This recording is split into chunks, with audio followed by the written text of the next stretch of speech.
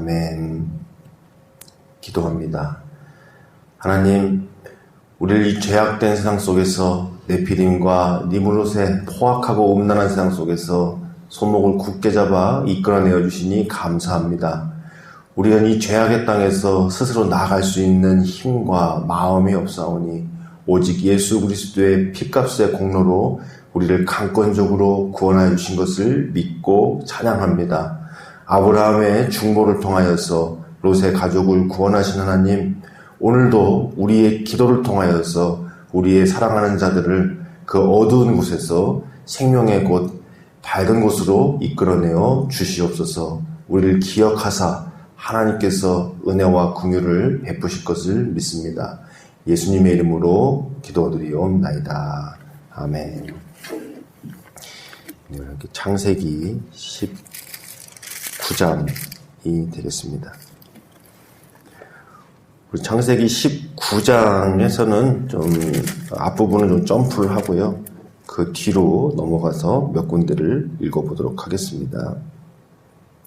우리 12절로 우리 17절까지 함께 읽도록 하겠습니다. 12절로 17절까지를 함께 읽는데, 이 천사 둘이 소돔과 고모라에 심판을 하기 위해서 들어가는 거죠. 그러니까 심판을 내리기 전에 그 안에 들어가서 죄악상을 실제로 보는 거죠. 탐문하는 거죠. 또 하나 롯의 가족을 구원해내기 위해서 천사들이 들어갔다고 보는데, 아니나 다를까 이제 들어갔더니 남자들이 몰려와가지고 그 천사들, 매우 아리따운게 보이는 남자 천사들 이끌어내어서 몹쓸짓을 하려다가 일어나는 일들이죠. 그리고 이제 심판이 이제 임박했을 때 그 천사들이 그 가족들을 이끌어내는 장면입니다. 우리 12절에서 17절까지 함께 있습니다. 그 사람들이 롯에게 이르되 이 외에 내게 속한 자가 또 있느냐? 내 사위나 자녀나 성중에 내게 속한 자들을 다 성 밖으로 이끌어내라. 그들에 대한 부르짖음이 여호와 앞에 크므로 여호와께서 이곳을 멸하시려고 우리를 보내셨나니 우리가 멸하리라. 롯이 나가서 그 딸들과 결혼할 사위들에게 말하여 이르기를 여호와께서 이 성을 멸하실 터이니 너희는 일어나 이곳에서 떠나라 하되 그의 사위들은 농담으로 여겼더라. 동틀 때에 천사가 롯을 재촉하여 이르되 일어나 여기 있는 내 아내와 두 딸을 이끌어내라.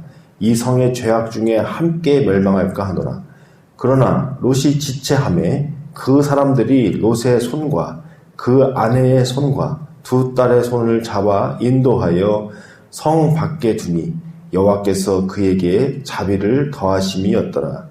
그 사람들이 그들을 밖으로 이끌어낸 후에 이르되 도망하여 생명을 보존하라. 돌아보거나 들에 머물지 말고 산으로 도망하여 멸망함을 면하라. 아멘. 29절 한번 점프해가지고 마지막만 읽어보도록 하겠습니다. 이 모든 것이 이제 다 끝난 이후죠. 심판이 다 끝난 이후에 29절, 오늘 이 모든 장면의 마지막을 성경이 뭐라고 이야기하는가? 29절입니다. 하나님이 그 지역의 성을 멸하실 때, 곧 롯이 거주하는 성을 엎으실 때에 하나님이 아브라함을 생각하사 롯을 그 엎으시는 중에서 내보내셨더라. 아멘. 네, 오늘 이 소돔과 고모라의 심판 중에서도 그 천사들이 다른 특수한 임무를 맡은 거죠. 뭐냐면 소돔과 고모라를 멸망시키더라도 그 안에서 아브라함을 생각해서 롯의 가족만큼은 구출해내라. 또 다른 임무인 거죠. 이것은 이제 훗날 여호수아의 군대가 가나안 땅에 들어갈 때 그 첫 성문이었던 여리고성을 무너뜨릴 때 그 안에 있었던 믿음의 사람 라합의 가족만큼은 그 멸망 중에서 생명을 보존해주고 구원해내는 것과 이제 계속해서 이어진다고 볼 수가 있겠습니다. 결국엔 이것은 예수님을 기억하사 예수님의 십자가 때문에 우리를 죄악된 세상 속에서 구원하시는 그 하나님의 은혜를 예표하는 것이죠. 이 세상은 한번 심판당했습니다. 노아의 홍수가 이것을 우리에게 분명하게 이야기하고 있습니다. 강력하게 이야기하고 있습니다. 하나님은 이 세상을 진노하심으로 심판하십니다. 그렇게 한번 보여주셨어요. 마지막 때는 우리가 알 수 없는 형태이긴 하겠지만, 알 수 없는 방법이긴 하겠지만 불로써 심판하신다고 말씀하십니다. 그 불로써 심판하신다는 게 우리는 알 수가 없어요. 이걸 거다 저걸 거다 뭐 시대마다 뭐 추측하고 또 그렇게 두려워하지만 그것은 어느 누구도 알 수가 없어요. 불로 심판한다는 게 어떤 의미인지. 그러나 하나님께서 소돔과 고모라의 심판으로 보여는 주셨어요. 우리가 눈으로 볼 수 있게. 그래서 불로써 심판하는 가운데에 아브라함을 기억하셔서 거기에 있는 롯의 가족을 구원해 주십니다. 그런데 이 구원해내는 과정을 보니까 좀 달라요. 사위들은 구원을 못 받아요. 왜냐하면 하나님의 말씀을 우습게 여겼기 때문에, 농담으로 여겼기 때문에, 아이고 무슨 장인어른 어저께 술을 그렇게 많이 자셨습니까? 뭐 이런 식으로. 그러다 보니까 구원을 못 받아요. 심지어는 롯마저도 주변 사람들이 자꾸 그러니까 지체하더라. 당장 이제 죽을 수밖에 없는데 그 주변에 있는 자기의 처와 또 딸들과 이런 주변의 환경들이 롯마저도 거기에서 신속하게 나오지 못하게 주저하게 만들고 지체하게 만들더라라고 이야기를 하고 있어요. 그러니까 어떤 이는 아예 구원받지도 못하고 멸망의 대상이고 거기에서 나오는 남자들, 외지인들이 그것도 좀 이쁘장하게 생긴 남자들이었다니까 싹 몰려와가지고 그 저녁에 몹쓸짓을 하려고 했던 그 남자들은 당연히 진노의 대상이고 심판의 대상이죠. 그들의 그 모습 자체가 얼마나 포악한지를 알 수 있잖아요.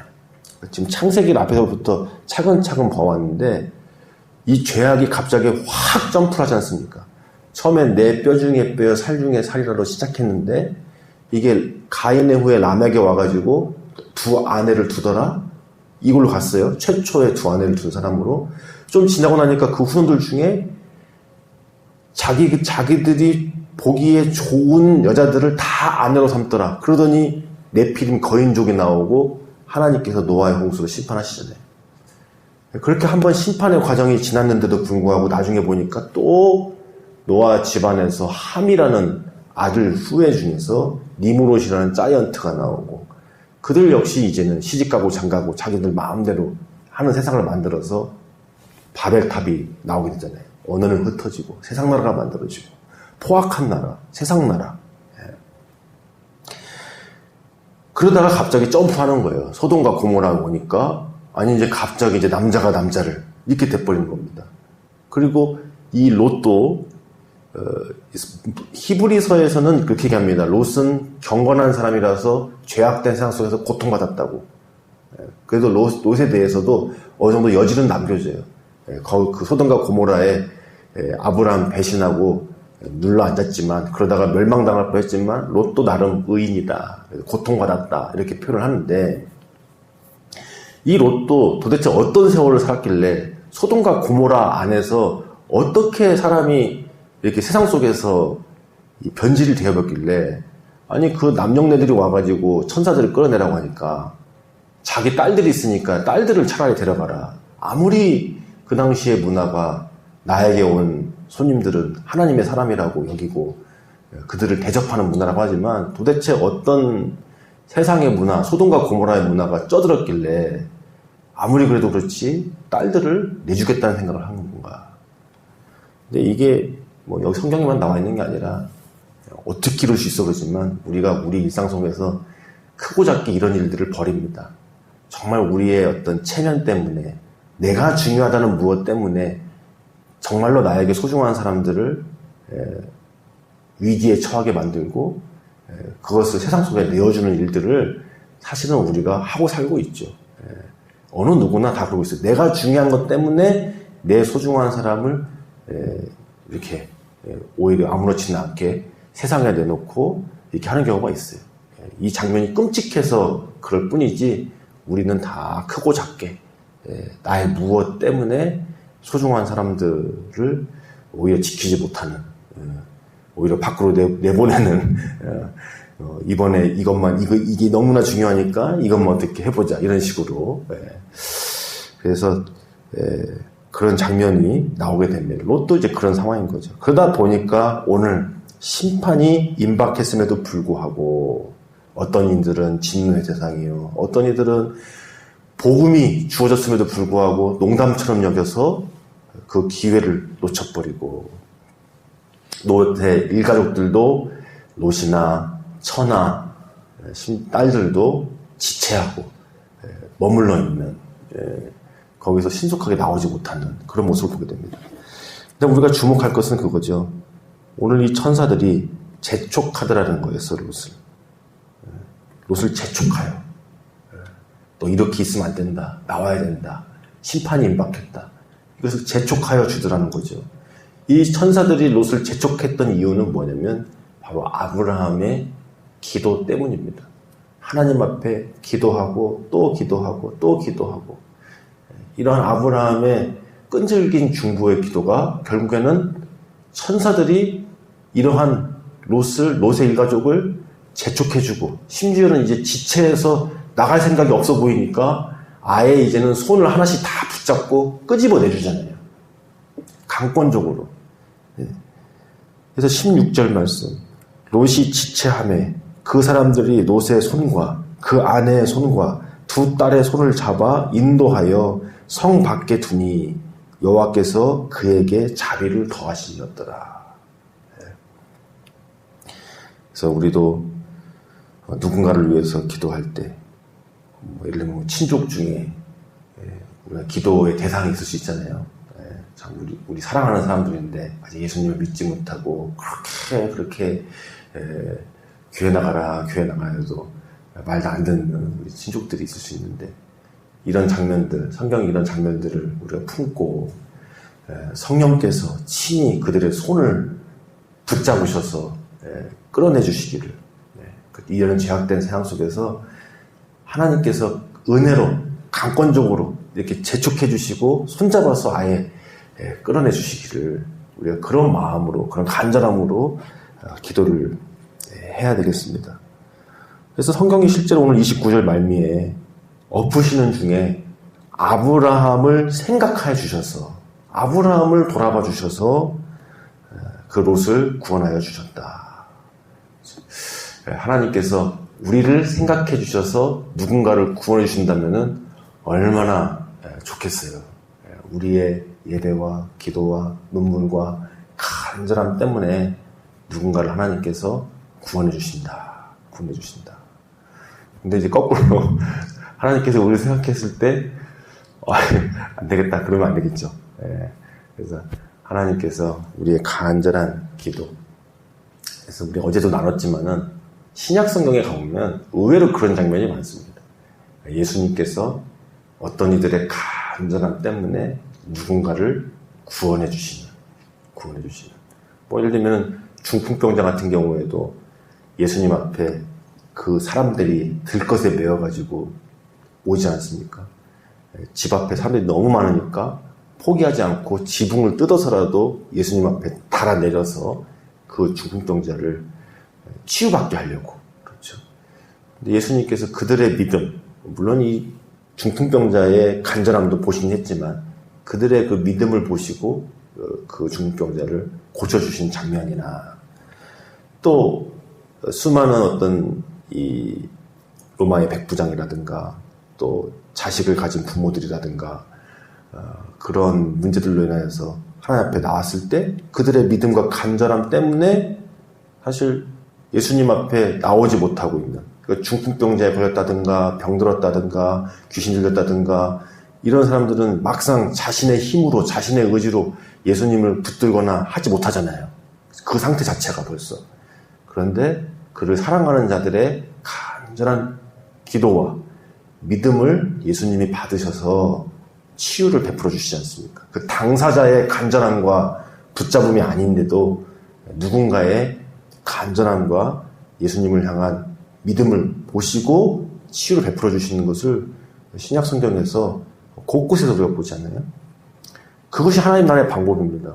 우리는 죄인이라 사실 우리가 하나님을 찾거나 하나님 앞에 기도하거나 붙들거나 이게 어떻게 보면은 전적으로는 불가능하거든요. 원칙적으로는 불가능하거든요.